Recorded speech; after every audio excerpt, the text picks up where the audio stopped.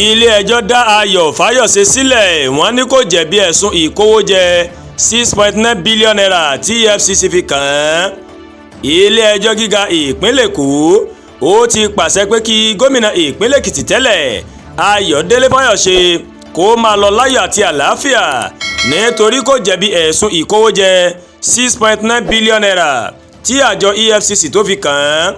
Adájọ́ Chukwujekwe Aneke tó gbé ìdájọ́ náà kalẹ̀ ó máa ṣàlàyé pé àjọ Efcc kò mọ̀ ríbi kankan láti fìdí ẹ̀sùn fífi owó ìlú kó dúkìá jọ kéèyàn wá fi orúkọ mìíràn bò lójú ìyẹn money laundry kan Fayose o. Bákan náà ó mà ló mà ní wọn kò fìdí ẹ̀sùn náà múlẹ̀ tí ilé ẹjọ́ kò fi lè bá a ṣe ẹjọ́ jù bẹ́ẹ̀ lọ o. Tẹ́ ò bá gbàgbé ọdún 2018 ó ní wọ́n kọ́kọ́ gbé Fayose lọ sí kóòtù lórí ẹ̀sùn kan náà.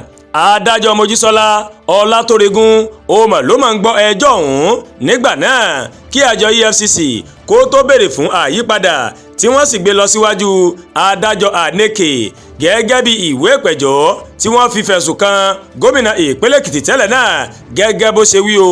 Owó tó tó 1.2 billion naira ó ní Fayose mà kó sápò ní 2014. Àkọsílẹ̀ ìjọba sọ wípé ó mà lo owó náà láti fi polongo ìbò fún ipò gómìnà tó díje fún. Bákan náà ó ní wọ́n ló gba mílíọ̀nù 5 owó dọ́là lọ́wọ́ ọba níkòrò láì gba owó náà lọ́nà ẹ̀tọ́ lábẹ́ òfin o. Bẹ́ẹ̀ náà ni wọ́n mà tó fẹ̀sùn kan Fayose pé ó kówó tó ju 1.6 billion naira lọ sápò ara rẹ̀ láti fi ra àwọn dúkìá kan. Àwọn iléeṣẹ́ bíi The Privateer Limited àti Steel Earth Limited ní ìròyìn mà sọ wípé Fayose òun ló fi owó dúkìá náà ó mà ló mà fi rà ní orúkọ àwọn èèyàn míì. Bákan náà wọ́n ní èyí mà tako òfin Money Laundry Prohibition Act ti ọdún 2011.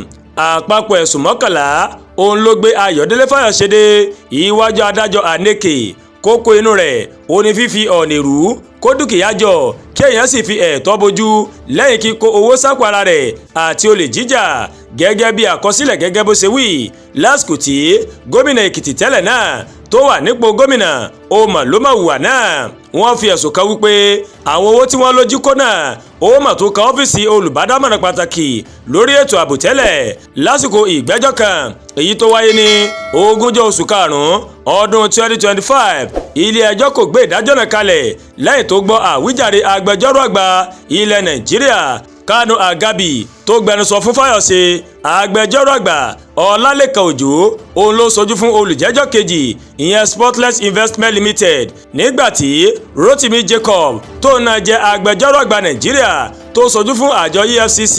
Agbẹjọ́rò fún Fayose nínú àwíjàre rẹ̀ ó mà sọ fún kóòtù ní ọjọ́rú Wednesday ọjọ́ 19 oṣù kejì yìí wípé ẹjọ́ tí wọ́n pe oníbàárà òun kò mọ̀ rí ẹsẹ̀ múlẹ̀. Ó ní Abíọ́dún Àgbélé tí wọ́n ní òun náà mà lọ́wọ́ nínú ẹ̀sùn yìí kò rojọ́ níwájú kóòtù pẹ̀lú àwọn ìyókù èyí tó ní ó mà mú ẹ̀sùn náà ó mú fúyẹ́ gẹ́gẹ́ o. Ó wá rọ kóòtù láti gbà pé Ayo Fayose kò lẹ́jọ́ jẹ́ kí ilé ẹjọ́ yọ̀ǹda rẹ̀ láti máa lọ ní àlàáfíà. Nínú ìdájọ́ rẹ̀ adájọ́ Aneke ó wá pàṣẹ pé kí Ayodelefayose kó máa lọ sí ilé rẹ̀ láyọ̀ àti àlàáfíà. Àdúrà gba Olúwatóyìn ló ń kàròyìn sí létí o láti kàn ní Ẹ̀yà Yorùbá World TV. Bẹ́ẹ̀ ṣe wò wá ẹ má bá mi like ẹ má share ẹ má comment ẹ má tún gbàgbé láti bá wa subscribe sórí YouTube channel wa kẹ́ wá bá a tẹ notification bell láti máa máa wétò alọ́kòjọ̀kan tó bá ti gorí ìkànnì yìí. Ẹ ṣé pọ̀ tẹ́ wò wá o a kú iṣẹ́ látàárọ̀ a kú gbìyànjú Ọlọ́run bá rèé yóò dé gbìyànjú èmi àti yín ládé o.